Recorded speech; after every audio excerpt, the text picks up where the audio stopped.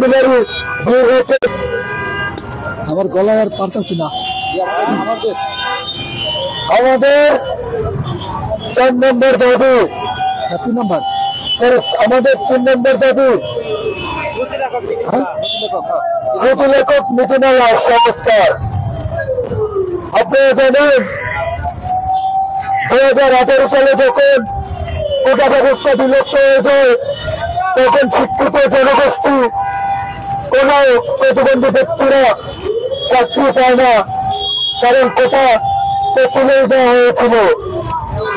প্রতিবন্ধী বলে তাড়িয়ে দেয়, ভাইবা পর্যন্ত যায়, তুমি তো পারবা না, তুমি কিভাবে পারবা। তো বিভিন্ন ছোটা দিয়ে কাউকে চাকরি দেওয়া হয়নি। এজন্য দিনে দিনে প্রতিবন্ধী ব্যক্তিদের বেকারত্বের সংখ্যা বাড়ছে। এবং 2023 সালে আমাদের যারা হাতে লিখতে পারে না, চোখে সমস্যা, হাত নাই, তাদের স্মৃতিলেখক প্রয়োজন হয়। সেই স্মৃতিলেখক এমনভাবে তৈরি করা হয়েছে আওয়ামী লীগের সরকারের আমলে, যে কারণে প্রতিবন্ধী ব্যক্তিরা একজনে চাকরি পাচ্ছে না।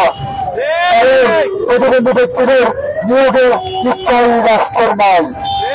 আমরা চাই এই প্রতিবন্ধী স্মৃতিলেখক নীতিমালা সংস্কার করে প্রতিবন্ধী বান্ধব স্মৃতিলেখক নীতিমালা করা হয়। আমাদের 4 নম্বর দাবি এখানে হল বাংলাদেশের যত প্রতিবন্ধী সমন্বিত দৃষ্টি প্রতিবন্ধী শিক্ষা কার্যক্রম রয়েছে এবং 10টি বিভাগে প্রতিবন্ধী বিদ্যালয় রয়েছে, সেখানে পাঠদান করাতে হয় শিক্ষক হিসাবে। এখানে শুধুমাত্র দৃষ্টি প্রতিবন্ধী ব্যক্তিদেরকে যেন এই পদগুলোতে পূরণ করা হয়। আমাদের 5 নম্বর দাবি, আমরা কি বলতে পারি বন্ধুগণ, আমাদের 5 নম্বর দাবি, আপনারা জানেন অতীতে হস্ত ব্যক্তিরা বিভিন্ন রাষ্ট্র সংস্কারের কারণে রাষ্ট্র সংস্কারের বিভিন্ন বিষয়ে প্রজ্ঞাপন জারি করে বিভিন্ন সমস্যা সমাধানের জন্য বিভিন্ন সময় বিভিন্ন আমার গলায় কুলাচ্ছে না বিভিন্ন কমিশন গঠন করে। আমাদের একটি যে দাবি সেটা 5 নম্বর, যে প্রতিবন্ধী ব্যক্তিদের আগে চাকরিতে আবেদনের বয়স সীমা ছিল কত ছিল, এখন কত, সাধারণ শিক্ষার্থীদের কত, প্রতিবন্ধীদের কত। তাহলে দেখেন আগে অজ্ঞ ব্যক্তিরা ছিল, এখন এলাকায় দুর্ভাগ্য ব্যক্তিরা ছিল। তারা তো এটাও পর্যালোচনা করেছিল যে আগে প্রতিবন্ধীদের ছিল 32, এখনো কিভাবে 32 দিই। তাহলে এখানে বাড়ানো উচিত। মানুষ সবাইকে সুযোগ সুবিধা দেয়, আর রাস্তা কি করে সুযোগ সুবিধা কেড়ে নেয়, ঠিক কিনা? তাহলে এটা কেমন রাষ্ট্র যে সুযোগ সুবিধা কেড়ে নেয়, যে অতীতে যে সুযোগ ছিল সেটা কেড়ে নিয়ে সুযোগ সুবিধা বঞ্চিত প্রতিবন্ধী ব্যক্তিদের রাস্তায় নামায়। আমরা রাস্তায় থাকতে চাই না, আমরা বিশ্ববিদ্যালয়ে ফিরে যেতে চাই, আমরা পড়ার টেবিলে ফিরে যেতে চাই, আমরা ঘরে ফিরে যেতে চাই।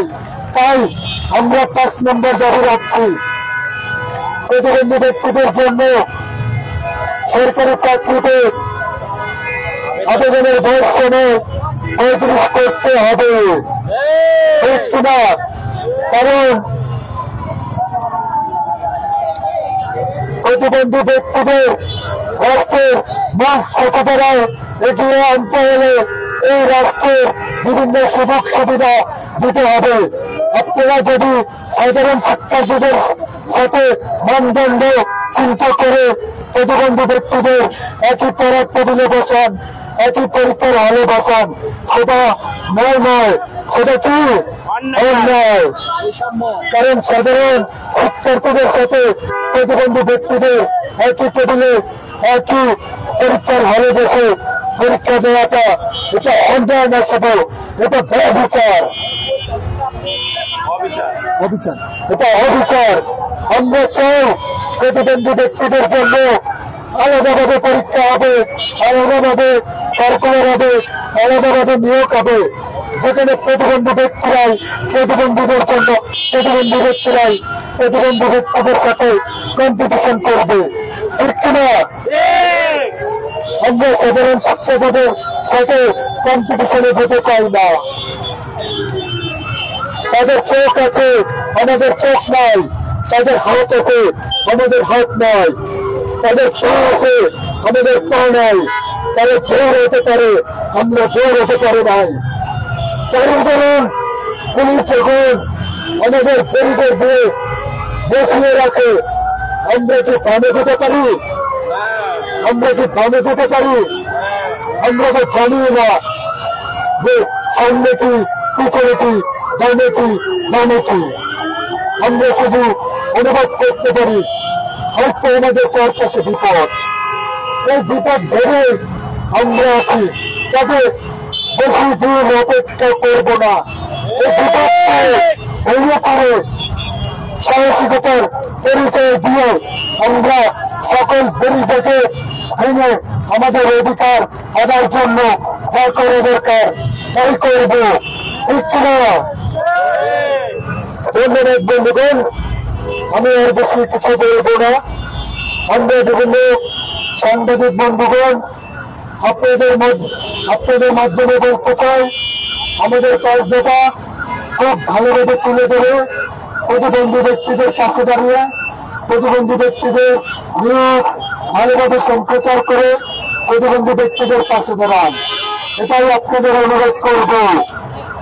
আমাদের পক্ষ থেকে আইন শৃঙ্খলা বাহিনীর ভাইদের বলবো, আপনারা খারাপ আচরণ করবেন না।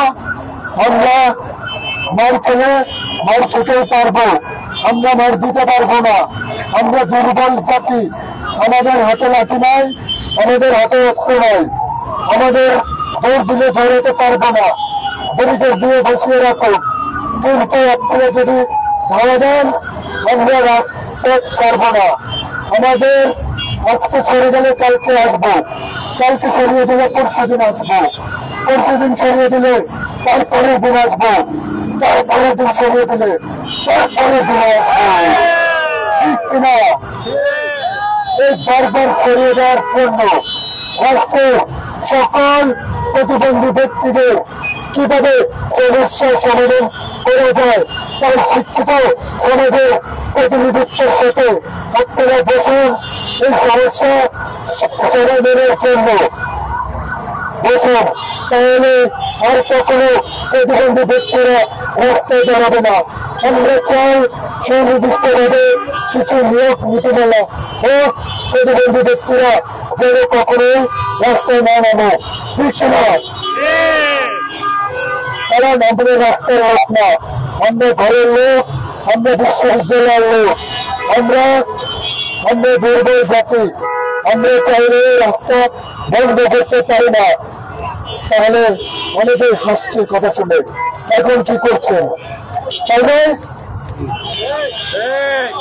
ভাই একটা কথা মনে রাখবেন, যখন দেয়ালে পিঠ থেকে যায় তখন দেয়াল ভেঙে দিতে দ্বিধাবোধ করে না কেউ। আমাদের দেয়ালে পিঠ থেকে গেছে, তার রাস্তা বন্ধ করেছি। আমাদের দেয়ালে পিঠ থেকে গেছে, কাল ব্যারিকেড ভাঙবো। আমাদের দেয়ালে পিঠ থেকে গেছে, পরের দিন আমরা 40 দ্বারা ভাঙবো। পরের দিন যদি আমাদেরকে আটকানো হয়,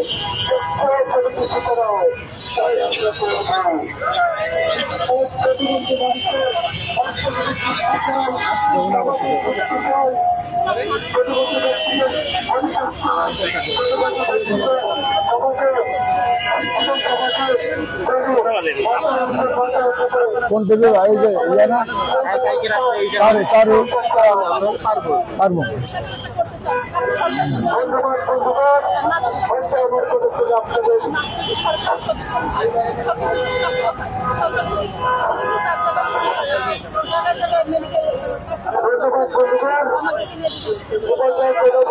মাইকটা নিব। মাইক নিব ওদের কাছ থেকে। আচ্ছা ঠিক আছে,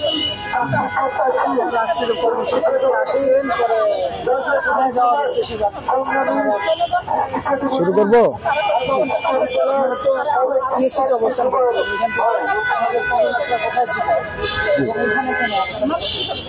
ধন্যবাদ আপনাদের পার্বণ টিভিকে যারা আমাদের নিউজ প্রচার করছেন।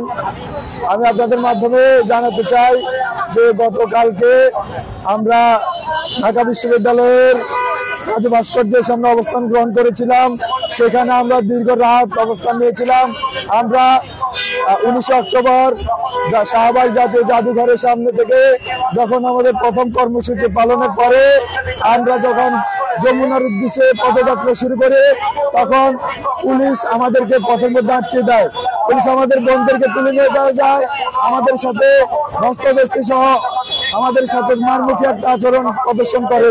কিন্তু আমরা বিভিন্ন মহলে যোগাযোগ করেছিলাম। গত পরশুদিন সমাজ কল্যাণ মন্ত্রণালয়ের যিনি প্রধান উপদেষ্টা শারমিনাজ মোর্শেদ ম্যাম, তার সাথে আমাদের একটি প্রতিনিধি দল সাক্ষাৎ করেছিল। তিনি আমাদের দৃষ্টি প্রতিবন্ধীদের জন্য যে সংরক্ষিত বিশেষ একটি পদ্ধতির যে প্রতিষ্ঠানগুলো রয়েছে শিক্ষা প্রতিষ্ঠান, সেই শিক্ষা প্রতিষ্ঠানগুলোতে আমরা চাকরির দাবি করলে তিনি আমাদেরকে জানান যে আমাদের জন্য গবেষণা করতে হবে। প্রিয় দেশবাসী, মানুষ বিশ্ববিদ্যালয়ে পড়ার সময় গবেষণা করে, মানুষ প্রতিবন্ধীদের ডাটা কালেক্ট করার জন্য গবেষণা করে, মানুষ প্রতিবন্ধীদের কি অবস্থা তা জানার জন্য গবেষণা করে। আপনারা কি জানেন কারো কর্মসংস্থান দেওয়ার জন্য গবেষণার প্রয়োজন হয়? একজন ডাক্তারকে যদি আপনি হসপিটালে নিয়োগ দেন সেই ক্ষেত্রে কি আপনার গবেষণার প্রয়োজন আছে? আমরা মনে করি তিনি যে অযৌক্তিক কথা বলেছেন, গবেষণার কোনো প্রয়োজন নেই। কারণ এখন সময় এসেছে জুলাই পরবর্তী সময়ে 24-এর জুলাই গণ অভ্যুত্থানের ফলে আমরা যে অধিকারের জন্য একটি রাষ্ট্র কল্পনা করেছিলাম সেই রাষ্ট্রে আমাদেরকে বারবার বঞ্চিত করা হয়। তাই প্রিয় দেশবাসী, আমরা চাই যে আমরা যারা বর্তমানে বারবার পুলিশ ভাইদের নির্যাতনের শিকার হচ্ছি, তারা এক একজন আমাদের দেওয়াল হয়ে সামনে দাঁড়াচ্ছে, তাদেরকে আমরা অনুরোধ করব আমাদেরকে প্রধান উপদেষ্টার ভবন যমুনাতে যাওয়ার সুযোগ করে দিবেন। এবং সেই সাথে আমরা নোবেল বিজয়ী ডক্টর মোহাম্মদ ইউনূস, যিনি শান্তিতে সারা বিশ্বব্যাপী নোবেল পেয়েছেন, যিনি 300 কথা বলেন, অথচ তার দেশের প্রতিবন্ধী ব্যক্তিরা অভাবে রয়েছে, না খেয়ে রয়েছে, তাদের দিন কাটাচ্ছে রাস্তায়। তাই আমরা বলবো মাননীয় প্রধান উপদেষ্টা আপনার নির্বাহী আদেশের মাধ্যমে আমাদেরকে চাকরির ব্যবস্থা করে দিলে আমরা ঘরে ফিরে যাব। প্রিয় দেশবাসী, আপনারা যারা গণ আন্দোলনমুখী আন্দোলন পরিচালনা করেছিলেন, আপনারা যারা জুলাই আন্দোলনের নেতৃত্ব দিয়েছিলেন, আপনারা যারা 24 পরবর্তী সময়ে যে শেখ হাসিনা সরকারের অবসান ঘটার চেষ্টা করেছিলেন, আমরা প্রতিটি ঘর থেকে বলবো আমরা আমাদের ভাই, আপনারা আমাদের বোন, আপনারা আমাদের আত্মীয় স্বজন, আপনারা আমাদের পাশে থাকলে আমাদের কিছুর প্রয়োজন নেই। তাই আমরা বলবো আমরা গুটি কয়েক প্রতিবন্ধী ব্যক্তিরা আজকে চাকরির দাবিতে যে 2018 সাল থেকে 24 সাল পর্যন্ত আমরা আমাদের দাবি দাবাগুলো বারবার প্রশাসনকে জানাচ্ছি। আমরা বিভিন্ন মন্ত্রণালয়ে, বিভিন্ন সচিবালয়ে আমরা আমাদের স্মারকলিপি প্রদান করেছি। বারবার আমরা আমাদের অধিকার চাচ্ছি। আমরা আমাদের কনস্টিটিউশনাল যে ল 1972 সালের কনস্টিটিউশন, সেই কনস্টিটিউশনের মাধ্যমে আমরা আমাদের ন্যায্য অধিকার পাচ্ছি। প্রিয় দেশবাসী, মানুষের বেঁচে থাকার জন্য যে 5টি মৌলিক অধিকার, খাদ্য, বস্ত্র, বাসস্থান, শিক্ষা, চিকিৎসা, তার কোনোটাই প্রতিবন্ধী ব্যক্তিরা পাচ্ছে না। তাহলে আমাদের প্রশ্ন, ঢাকা বিশ্ববিদ্যালয়, জাহাঙ্গীরনগর বিশ্ববিদ্যালয়, বাংলাদেশের অন্যতম একটি সুনামধন্য আবাসিক বিশ্ববিদ্যালয় থেকে গ্রাজুয়েশন শেষ করে যদি ভিক্ষার তালা হাতে নিয়ে এই ভিক্ষা করতে হয়, তাহলে আমাদের এই দেশ আমাদেরকে কি দিয়েছে? এই রাষ্ট্র আমাদেরকে কি দিয়েছে? এই সমাজ আমাদেরকে কি দিয়েছে? আমাদেরকে কিছুই দেয় নাই। তাই আমি বলবো আমাদের বিশ্ববিদ্যালয়ে যারা জাকসু প্যানেল থেকে নির্বাচিত হয়েছেন, আমাদের বিশ্ববিদ্যালয়ে যারা শুভাকাঙ্ক্ষী রয়েছেন, আমাদের বিশ্ববিদ্যালয়ে যারা বন্ধু বান্ধব রয়েছেন, আমাদের বিশ্ববিদ্যালয়ে যারা আমাদের জুনিয়র রয়েছেন, যারা আমাদের সহপাঠী রয়েছে, আপনাদেরও আমাদের কিছু করার আছে। আপনারা এসি করে থাকেন, আপনারা এসির নিচে থাকেন, আমরা না খেয়ে দিন পার করছি, আমরা রাস্তায় শুয়ে দিন কাটাচ্ছি। কেন ভাই? আমরা তো দেশের মানুষ, আমরা তো দেশের জনগণ, আমরা দেশের গোল্ডেন সিটিজেন। তাহলে আমাদের দুর্বলতা কোথায়? আমাদের দুর্বলতা আমরা চোখে দেখি না, কিন্তু চোখে দেখি না বলে কি হয়েছে? আমাদেরকে ব্রেন নেই, আমাদেরকে শক্তি নেই, আমাদেরকে পাওয়ার নেই। আমাদের পাওয়ার আছে, আমাদের মনোবল আছে, আমাদের শক্তি আছে, আমাদের সামর্থ্য রয়েছে। তাই আমরা বলবো যতদিন না পর্যন্ত আমাদের দাবি আদায় না হয়, ততদিন পর্যন্ত আমরা রাজপথ ছাড়বো না। প্রিয় দেশবাসী, আপনারা আমাদের পাশে থাকবেন। এই নিউজটুকু পার্বণ টিভি, চারু টিভি যারাই আমাদের পাশে আসবেন, আপনারা সর্বোচ্চ শেয়ার করার সর্বাঙ্গীন অনুরোধ করছি। আমি কথা বলছি মোহাম্মদ আজাদ হোসেন, লক্ষ্মীপুর জেলার প্রথম দৃষ্টি প্রতিবন্ধী পোস্ট গ্রাজুয়েট